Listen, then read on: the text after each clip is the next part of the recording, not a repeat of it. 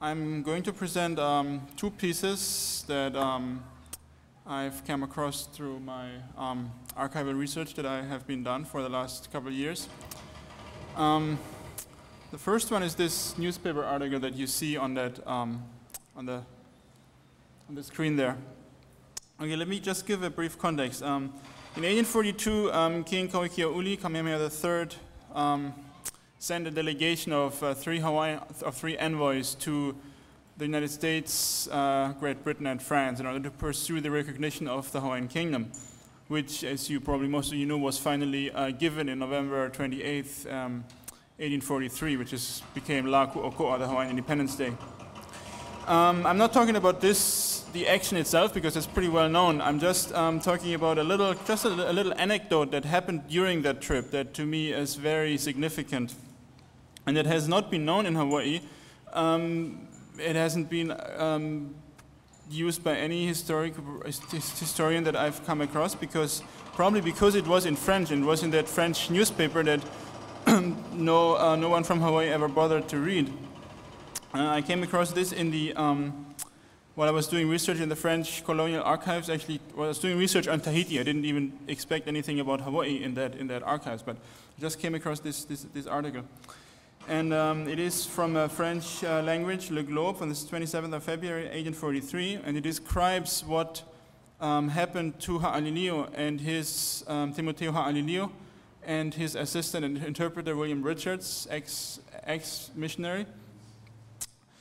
And so basically what happened, they were in the United States, they were in Washington, they had met with the US president, and the US president had given them some kind of assurance of recognition, but not really what they wanted. He hadn't signed anything for them, so they were kind of disappointed, and were on their way to, in New York, they boarded a ship, and then they went to New Haven, Connecticut, I think, to get a steamer that went to England from there. So I'm just reading quickly this article in French, just to give you an impression of what the original is, and then I give you the translation in English. It's just a short article. The main article is just on the political, on the issue of Hawaiian recognition, but since we are kind of all familiar with it, I'm not going to talk about this because there's no new information, but this one anecdote is really interesting. Mercredi dernier, Ha'alilio s'embarqua à New York pour New Haven sur le Steamboat Globe avec le révérend Richards qui lui sert de compagnon et d'interprète dans son voyage diplomatique. Lorsqu'il vint l'heure du déjeuner, un des employés donna au révérend 2 billets d'admission, l'un pour lui et un autre pour son domestique.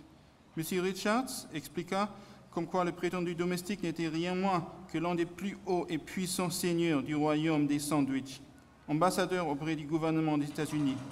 L'employé, après avoir examiné Ha'alilio de la tête aux pieds, répliqua qu'il ne reconnaissait rien à la diplomatie, mais qu'il savait distinguer le blanc du noir, et qu'en conséquence, l'ambassadeur étant d'une couleur cuivrée très foncée, dégénérait à la table des domestiques ou ne dégénérait pas du tout. Il fut fait appel de la décision au capitaine Stone qui refusa de le réformer. Le révérend, alors, ne voulant pas se séparer de son illustre compagnon, alla prendre part avec lui au repas des domestiques. So, the English translation that I have done of this is as follows. Last Wednesday, Ha'alilio embarked in New York for New Haven aboard the steamboat Globe, together with the Reverend Richards, who serves him as companion and interpreter on his diplomatic voyage. When the time came for lunch, one of the employees gave the Reverend 2 admission tickets, one for himself and one for his servant. Mr. Richards explained to him that the alleged servant was none less than one of the highest and most powerful lords of the Sandwich Islands Kingdom, and the ambassador to the government of the United States. The employee, after having examined Ha'alilio from head to foot, replied that he does not know anything about diplomacy, but that he knows how to distinguish white from black, and that in consequence, Ha'alilio, being of a very dark complexion, would have lunch at the table of the servants, or he would not have lunch at all. The decision was appealed before the captain, who, however, he refused to change it. Thus, the Reverend, not wanting to separate himself from his illustrious companion, went to take part with him at the lunch of the servants. So, I think this article is important for 3 main reasons. First of all, it shows to me, the international dimension of this, of the Hawaiian kingdom, of Hawaiian history. So, you know, looking at Hawaiian and English sources is not enough. There's important material in other languages as well. So I think that's, you know, that's a good proof. No Hawaiian historian ever picked up on this because it was in a different language. So there's probably tons and tons more of archival materials in other languages that we haven't found yet. Secondly, it shows how racist US society was in the 19th century. And it's kind of these experiences that Hawaiians ever, like, again and again experienced when traveling to the United States. I mean, most of you are probably familiar with that famous anecdote with Alexander Liholiho in the train in 1850, when he had kind of the same experience, being treated as if he was like a black slave by the train conductor. So it's really like a constant thread of experience that Hawaiians have in the United States, which they don't have at the same time in France and England, because those countries, they are more respectful towards foreign royalty, whether they are dark or white. But Americans are just not. They're just extremely racist. So it's basically the worst of those countries that could ever have annexed Hawaii. I mean, you know what I mean?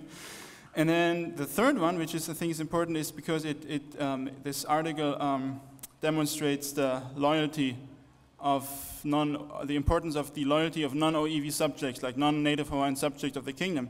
So William Richards, you know, he came here as a missionary, probably with all kind of American racist prejudices, just like Bingham, I'm sure. But then over the time he evolved.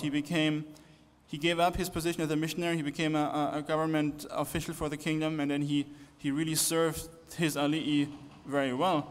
And then while he was there in this scene, I mean, he could have just, acted as a white American and accepted that ticket for the first class lunch and let Ha'aliliu go to dine with the servants. But he didn't. He chose to be a Hawaiian subject and dine with Ha'aliliu.